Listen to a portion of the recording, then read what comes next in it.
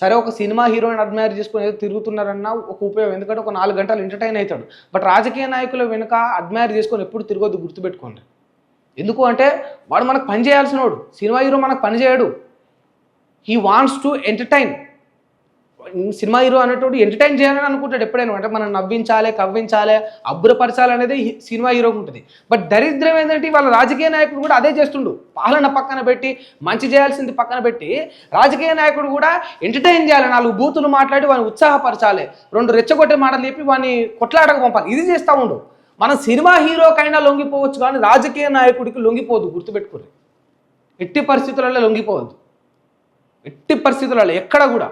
రాజకీయ నాయకుడు మనం ఎప్పుడు క్వశ్చన్ చేసే విధంగానే ఉండాలి. ఎప్పుడైనా ఆయన దగ్గర నుంచి హక్కులను, మన యొక్క కావాల్సిన అవసరాలను లాక్కునే విధంగానే మన శక్తులు, మన యొక్క విధి విధానం, మన నడవడిక ఉండాలి. బట్ అంతేగాని అన్న వచ్చిండురా, అన్నయ్య వచ్చినాడో అంటే ఇక మన బతుకు గట్లే అయిపోతుంది, గుర్తుపెట్టుకోండి. మన తమ్ముళ్ళుగానే మిలిగిపోతాం.